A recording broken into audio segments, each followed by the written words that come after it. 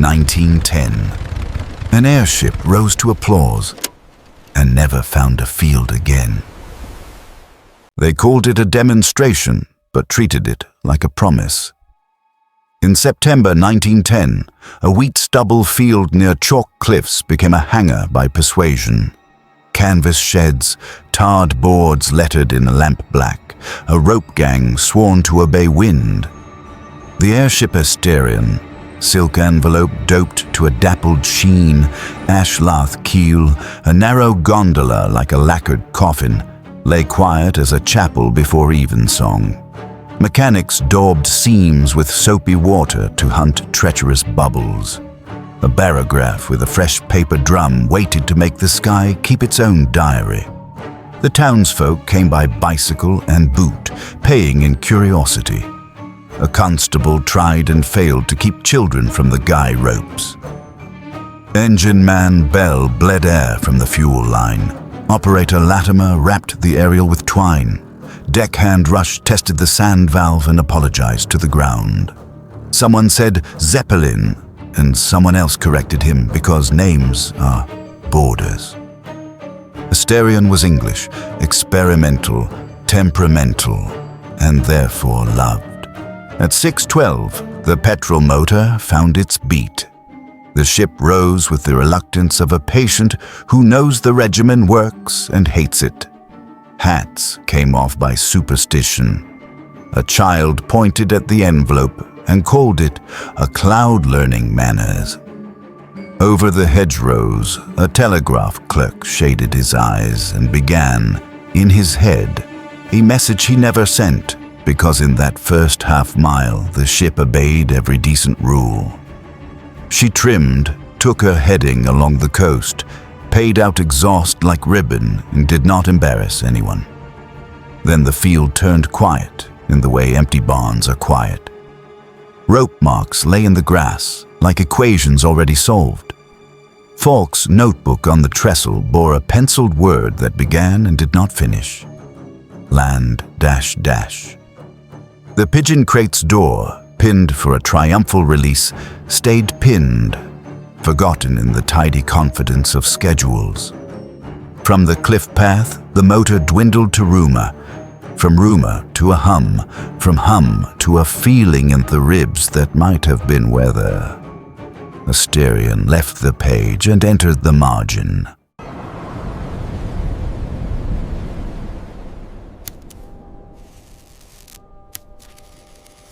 Coasts are generous with bearings until the air changes its mind. Asterion followed the chalk north, a tidy shadow stitched to the water's hem. At 6:37, the keeper at South Foreland logged a silhouette, oval, steady, low, and at 6:42 added rotation slight. Beach boys played dirigible with a kite. The string learned a new pull and sang as if a hidden violin were threaded through the wind. In the gondola, Falk jettisoned 2 shovels of ballast to correct a courteous drift and felt the ship answer with a long, careful breath. Fog came not as a curtain, but as appointments missed. First the buoy bell grew thoughtful, then the cliff lost its emphasis, then the sea forgot its shine. St. Elmo made a collar of blue around the forward stay, foxfire polite as clergy. The barograph's pen began a staircase, climb, level, climb, each tick sheltering a heartbeat. Rush wrote a single line in the log, because sailors do so when they cannot fix anything. Smell of hot iron. At 7:03, the shore station started to disagree with themselves. Kingsdown reported passage. The next station inland swore the sky was empty. The next beyond it wrote, audible but not seen. And the clerk, unhelpful to himself, underlined it twice. Witnesses grew more precise the less they could prove. A farmer drove his trap beneath a shape that cast no shadow on his mare. A fisherman tipped his cap to what might have been cloud. A polite updraft lifted Asterion. The barograph drew its staircase neatly. Then the pen wavered and wrote an arc, as if climbing had learned to curve. Compass north drooped 3 degrees and then developed doubts. Falk kept his voice disciplined. Maintain course by coast. The coast, invisible and suddenly plural, replied by moving a little left of where the charts had printed it.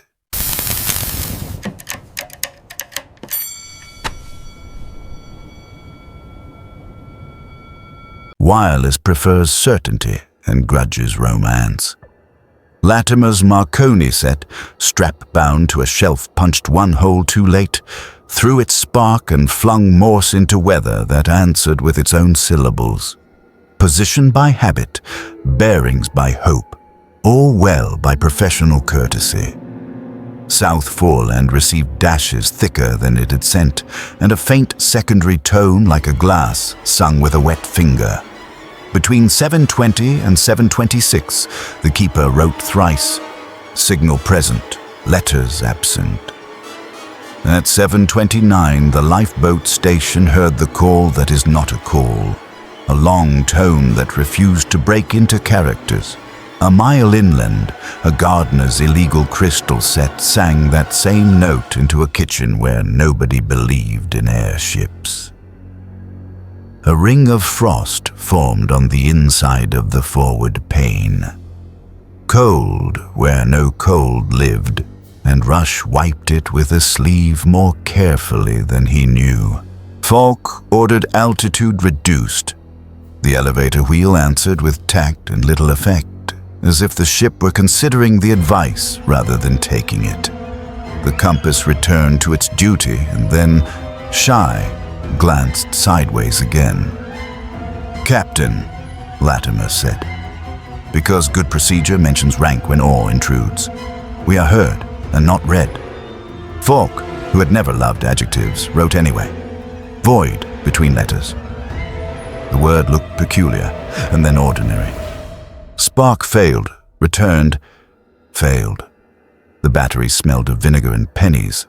Outside, fog brightened as if a lantern stood within it, and no bearer. South Foreland sent again. State intentions. The clerk added a private word he later scratched out. Please. Latimer tapped land by Dover. The sounder clicked back nothing at all, and then a single wandering dash, as if some other hand had leaned on the key.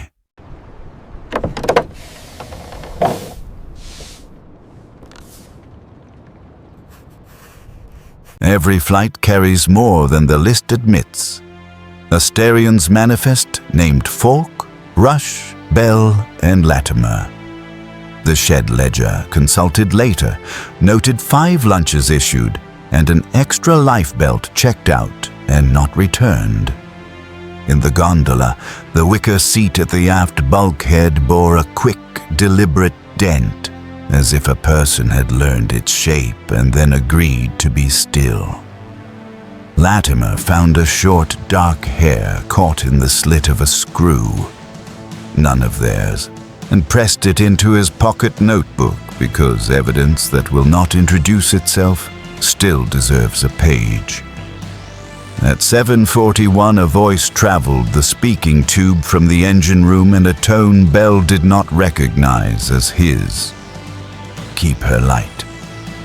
Afterward, Bell swore he had not spoken, and Rush, who liked jokes until they grew teeth, opened the ballast valve anyway and watched sand fall like a dry prayer. The envelope creaked in a lowering note, the sound sails make when they remember they are cloth. Latimer snugged the lanyards of the gondola doors. One had a habit of rattling, and then, when scolded, being good as gold. Stowaway is too heavy a word for what the night carried. Guest is too polite. Still, the recovered log, dried beside a stove until the ink consented to stay, bore a marginal sketch beside the 7:44 entry. A small shaded oval with faint ribs, the sort a child draws for a seed. Next to it, Latimer penciled, movement forward, no footfall. The barograph agreed by indirection, laying down 2 tiny tremors, spaced like a man's slow steps, and then a long, patient pause, as if the air itself had learned to wait. Falk wrote, carefully, maintain. Then, smaller, who? The answer was the envelope settling fractionally, and the tiniest draft across the nape of the neck from a window that had not opened. The list on paper remained 4 true names and 1 polite omission. The air did the counting it preferred.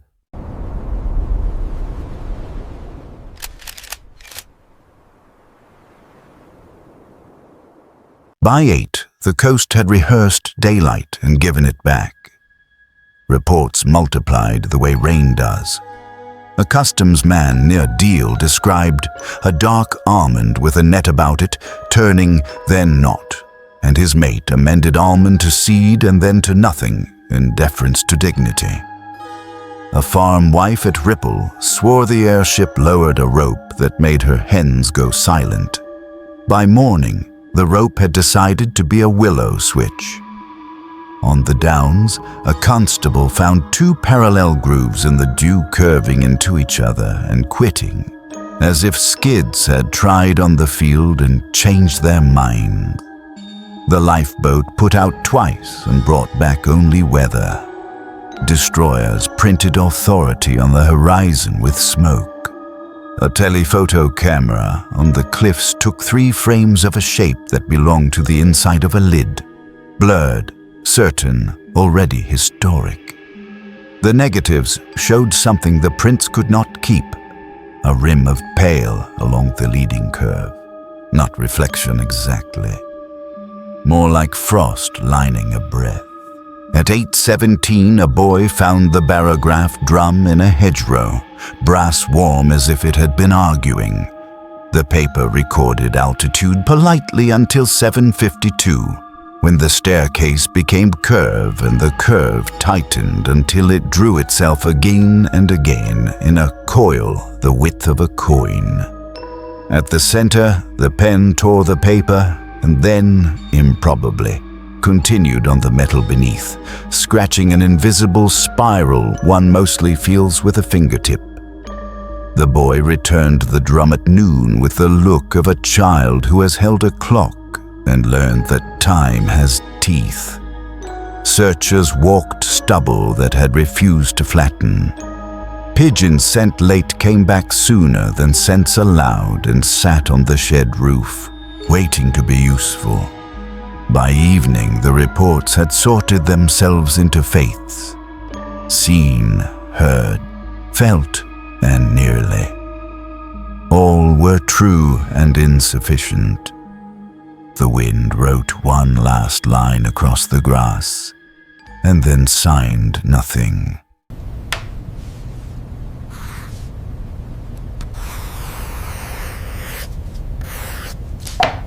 Photographers do not swear by miracles. They swear by chemistry. Still, the Gazette plate from that night refused to behave like mere silver.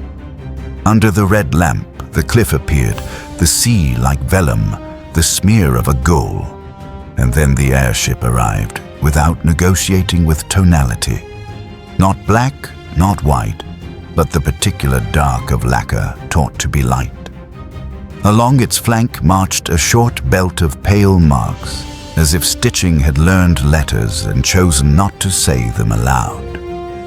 3 prints were made, one locked in a drawer, a promise against future certainty. In the margin of the newsroom, proof and editor wrote 2 words and crossed them out. Came back. He substituted, sighted north of Dover, presumed meteorological. A rival printed the frame inverted and claimed a Zeppelin at height, which sold better on certain streets. In the telegraph office, a clerk pinned the proof beside the weather map and drew a line between pressure bends and the airship's pulse. The line went briefly off the chart, then returned at an angle ink did not approve of. Folks recovered notebook, dragged from gorse, rinsed, dried into a ruffle, offered a neat surrender. One page, descending, helm answers late.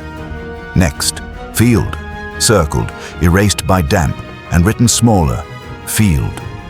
On the back, impressed but not inked, a single word could be read with oblique light, VOID.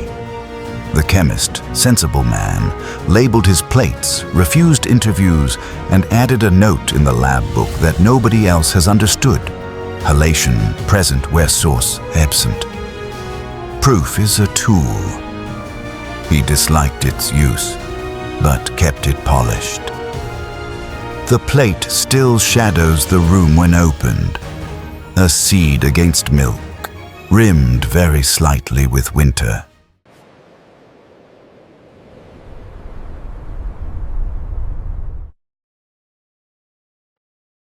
What does not land must learn to haunt. The wheat returned to wheat. Rope scars learned grass. The canvas shed discovered mold in honest shapes. The barograph drum sits in a glass case and makes children press their noses until the guard keeps a cloth ready. On certain autumn nights, the cliff path receives a long, polite hum like a motor from the era before radios learned manners. Mrs. Rush says her husband woke to the smell of hot iron for years and spoke the word field as if it were a psalm he had mislaid. Pilots on the coastal mail report, with the caution that paid work purchases, that sometimes a wake appears in cloud as if something without wings has passed, a clean furrow that persists against wind's advice. A gate on the downs keeps a habit of swinging once and settling, as if a rope had been paid out and then reconsidered. Once, in fog that made lamps brave, a faint ring of condensation formed on a cottage window and dissolved when a child set a palm to the glass. The shed ledger, returned with its coffee stains intact, still shows a lunch tick in a column where no hand signed for it. The pigeon crate's door, opened at last, released air that smelled of rope, old tobacco, varnish. The birds had long since been sent by other means. In the museum, the proof photograph hangs, beside a brass plate that says what brass plates say when tired of argument. Unidentified flying object. Kent, 1910. Guides explain heavier than air, lighter than air, and the ease with which weather edits memory. Stand on the cliff at dusk. Count the buoys winking. You will be right, and then briefly wrong.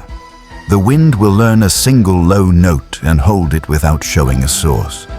No voices, only air discovering shapes it refuses to keep, and the old patient spiral, invisible, writing itself exactly where landing ought to be.